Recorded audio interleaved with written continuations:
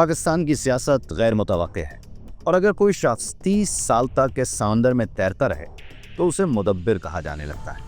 مولانا فضل الرحمان کے بارے میں بھی یہی کہا جاتا ہے، سیاسی حکمت، سیاسی بصیرت اور ہر دور کے ساتھ چلنے کی صلاحیت۔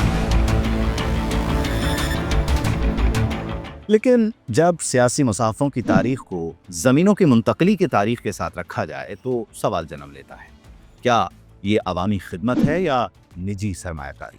2002 پہلا اشارہ۔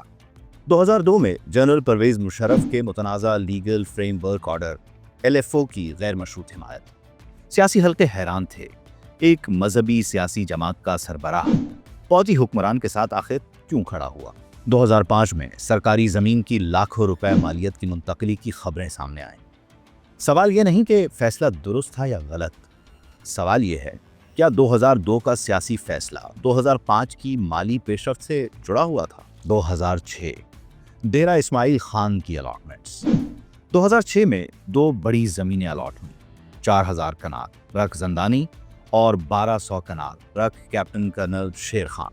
بعد ازاں نیب انکوائری کے بعد یہ الاٹمنٹ منسوخ کر دی گئی، لیکن بنیادی سوال باقی رہا، ریاستی وسائل اتنی بڑی مقدار میں ایک سیاسی شخصیت کے گرد کیسے مرکوز ہوئے؟ 2008 وزارتیں یا پھر مفاد؟ حکومت کی تبدیلی کے وقت آصف علی زرداری سے ملاقات اور مبینہ طور پر 3 وفاقی وزارتوں کے بدلے حمایت۔ وزارتیں تو عارضی ہوتی ہیں لیکن زمین مستقل۔ اسی دور میں زمینوں کے تنازعات بھی سامنے آتے رہے، کیا یہ محض اتفاق ہے یا ایک منظم پیٹرن؟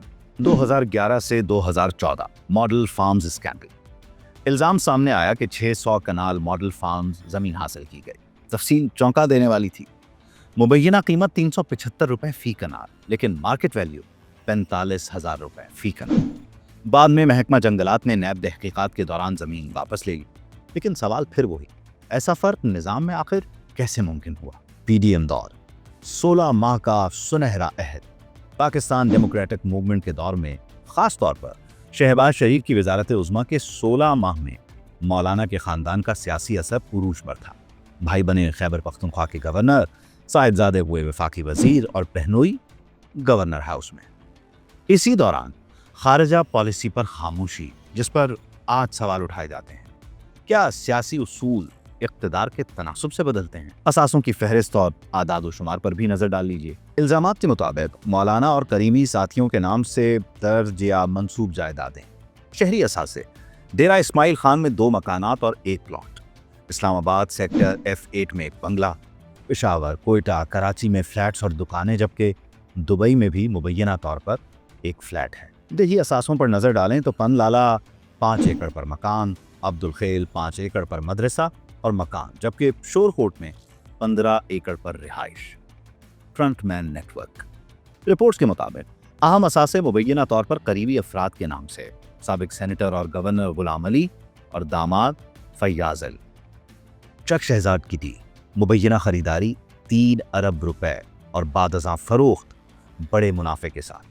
یہ لین دین کسی سیاسی جماعت سے زیادہ ایک کارپوریٹ مالیاتی آپریشن کا تاثر دیتا ہے۔ کنال وائز مکمل تفصیل کچھ یوں ہے مبینہ طور پر۔ اس کی کل تعداد تقریباً 3640 کنال ہے اور تقریباً مالیت 686 ملین روپے۔ تقسیم کچھ اس طرح سے ہے کہ بنو تحصیل میں 300 کنال یعنی 300 ملین روپے، 100 کنال کا بنگلہ۔ داؤں ہمت میں 300 کنال، 300 ملین روپے۔ بابر گنج 900 کنال، 50 ملین روپے۔ رمک 350 کنال، 35 ملین روپے۔ تحصیل پہاڑ پور میں اضافی زمین ہے۔ موزہ شیخ راجہ 300 کنال، 50 ملین روپے۔ گڑھا رحمت 1500 کنال، 75 ملین روپے۔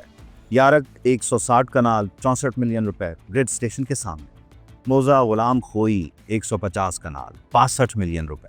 نواب اڈا مارکیٹ 50 ملین روپے۔ سیاسی مہارت سے انکار تو ممکن نہیں، اتنے برس اقتدار کے قریب رہنا آسان نہیں، لیکن اگر ہر سیاسی اتحاد کے بعد زمینوں کے نئے ابواب کھلتے ہوں تو تجزیہ ناگزیر ہو جاتا ہے۔